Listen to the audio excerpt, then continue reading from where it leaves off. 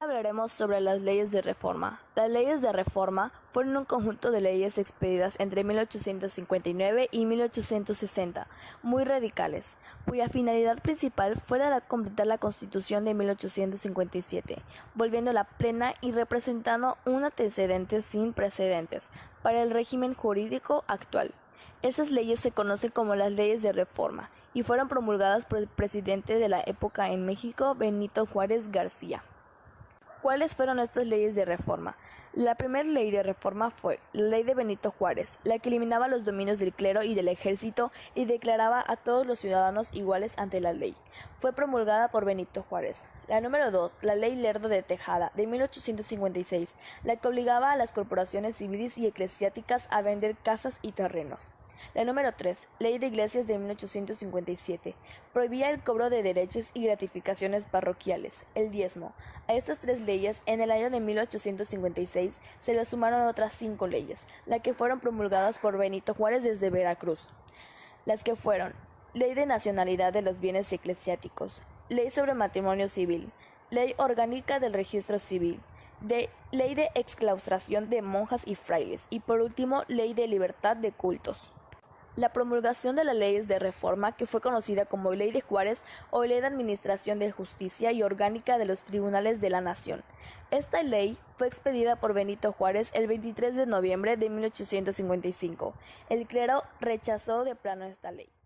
Por otra parte, la Ley de la Fragua o Ley de la Libertad de Expresión Impresa entró en vigencia el 28 de diciembre de 1855. Esta fue promulgada por el secretario de Relaciones Exteriores e Interiores, José María Lafragua. Esta ley deroga a la Ley de Juárez. ¿Para qué servían las leyes de reforma? Las leyes de reforma se proponen a un parlamento para modificar cambios o sustituir la ley o leyes en que están vigentes para mejorarlas y adaptarlas a una realidad existente, que puede diferir poco o mucho.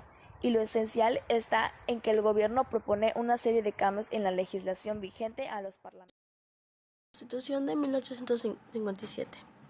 La Constitución de 1857 fue un documento oficial promulgado el 5 de febrero de 1857 y el 16 de septiembre del mismo año nació como consecuencia de la Revolución de Ayutla. En esta se derrocó al general Santa Anna y comenzó el periodo liberal de la generación de la Reforma. No pasó mucho tiempo para que el pueblo volviera a levantarse en contra del gobierno debido a su creciente autoritarismo. Entonces, en un pueblo ubicado en el estado de Guerrero, 2 hombres, Ignacio Confort y Juan Álvarez, lanzaron el plan de Ayutla, en el cual se desconocía el mandato de Santa Anna y se convocaba a la creación de un congreso extraordinario que nombrara a un presidente interino. Así fue como comenzó la Revolución de Ayutla, a la cual se unieron figuras tan importantes como Benito Juárez, Ponciano Arriaga y Melchor Ocampo. Poco tiempo después, en 1855, la Revolución de Ayutla triunfó y Santa Anna salió del país. En ese momento comenzó el periodo liberal. Entonces el Congreso Constituyente comenzó las reuniones para y con base en el plan de Ayutla promulgar esta nueva Constitución. Esta se terminó el 5 de febrero de 1857 y entró en vigor el 16 de septiembre del mismo año. Primera intervención francesa en México, a la cual se le conoce también como Guerra de los Pasteles, ocurrió durante el segundo mandato presidencial de Anastasio Bustamante y dentro de la etapa histórica de México conocida como centralismo. Para 1832, el barón Antonio Louis de Faudy, ministro representante del gobierno francés, intentó sin éxito establecer un acuerdo de comercio ventajoso para ciudadanos franceses radicando en México.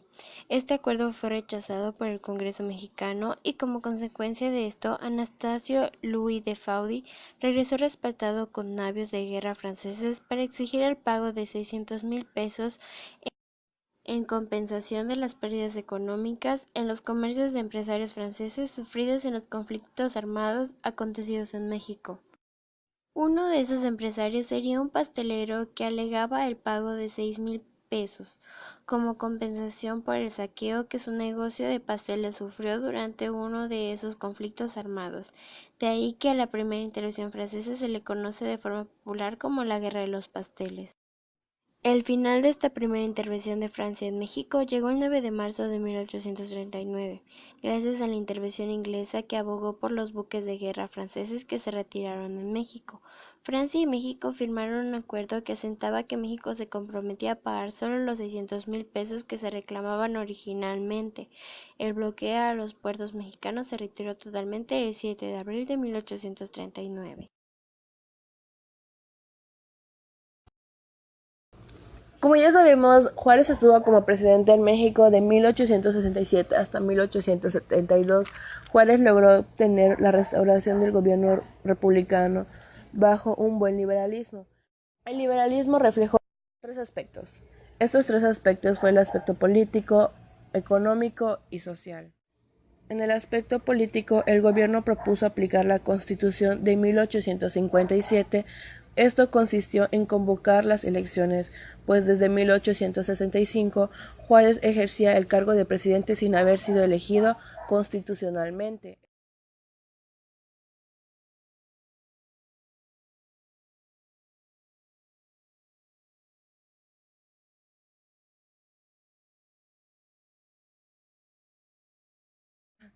El liberalismo en el poder creó un vasto sistema educativo, fundamentando en la filosofía del positivismo, con lo que se buscaba dotar a los mexicanos del instrumento intelectual necesario para impulsar el desarrollo científico y técnico, alcanzando por los países. El gobierno de Lerdo de Tejada, de 1872 a 1876. Este se encargó de mejorar el aspecto político y económico del país. Organizó un sistema fiscal a nivel nacional que permitió el pago uniforme y justo de impuestos. Conservó el gabinete de Benito Juárez, que había formado en 1871.